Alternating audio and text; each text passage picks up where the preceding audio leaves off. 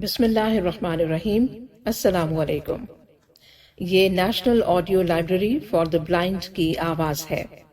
آپ سن رہے ہیں حضرت مولانا جلال الدین رومی رحمۃ اللہ علیہ کی حکایات پر مبنی کتاب حکایات رومی۔ اسے آپ کے لیے پڑھ رہی ہیں فرحان ناز۔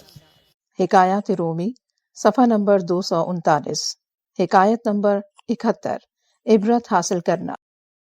ایک مولوی صاحب نے لوگوں کو ڈرانے اور عبرت حاصل کرنے کے لیے ہر جمعے دوزخ کے متعلق تقریریں کرنا شروع کر دیں۔ انداز ایسا نرالا اور شیریں بیاں تھا کہ بعض لوگوں کی آنکھوں میں آنسو آ جاتے تھے۔ مولوی صاحب مسلسل اسی موضوع پر تقریریں کرتے جا رہے تھے۔ اگلے جمعے کی تقریر میں جب مولوی صاحب نے پھر اسی موضوع پر لب کشائی کرنا شروع کی تو ایک جاہل آدمی کھڑا ہو کر کہنے لگا، مولوی صاحب، آپ کے منہ سے کوئی خیر کی خبر نہیں نکلتی۔ مولوی صاحب کا پروگرام تھا کہ کسی نہ کسی طریقے سے ان لوگوں کی اصلاح ہو جائے۔ دوسرے مہینے مولوی صاحب نے جمعے کی تقریر میں گمراہوں، سیاہ کاروں، بدکاروں، ظالموں اور سرکشوں کے متعلق گفتگو کرنا شروع کر دی۔ نہ صرف ان کے حق میں تقریریں کی بلکہ دامن پھیلا کر ان کے لیے دعائے خیر بھی کرتے۔ ہر جمعے مولوی صاحب کا یہی معمول دیکھ کر لوگوں کے صبر کا پیمانہ لبریز ہو گیا۔ وہ کہنے لگے، حضرت صاحب، آپ نے تو ستم ظریفی کی حد کر دی۔ واعظ و نصیحت کا یہ کون سا طریقہ اختیار کر رکھا ہے؟ مولوی صاحب نے جواب دیا، اگر تم لوگ ان باتوں کی حقیقت سمجھ جاؤ تو یہ اعتراض نہ کرو۔ میں نے ان میں بھلائی دیکھی ہے اور مجھے تو ان سے فائدہ پہنچا ہے۔ ان سرکش لوگوں نے اللہ کی زمین پر اس قدر ظلم و ستم اور شر پھیلایا کہ میں ان سے یکسر بیزار ہو گیا اور میں نے برائیاں ترک کر کے نیکی کی راہ اختیار کر لی۔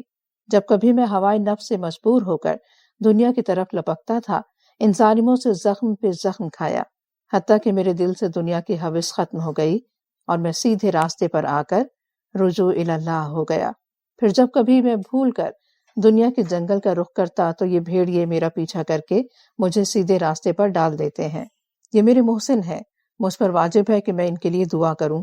جس طرح راہ راست سے بھٹکے ہوئے انسان کو دکھ درد اللہ تعالیٰ کے دروازے پر لا کھڑا کرتے ہیں اور آرام و سکھ میں لوگ اللہ کی یاد سے غفلت برتنے لگ جاتے ہیں، یہ دشمن میرے حق میں دعا کی حیثیت رکھتے ہیں، کیونکہ میں ان سے بھاگ کر گناہ سے بچ جاتا ہوں۔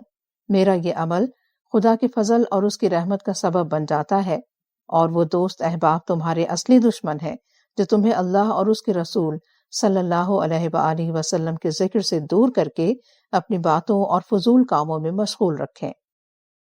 درس حیات، جو راہ حق سے بھٹکے ہوئے ہیں ان سے ہمیں عبرت حاصل کر کے اپنی اصلاح کرنی چاہیے، نہ کہ ان کے ساتھ مل کر اپنی تباہی کا سبب بننا چاہیے۔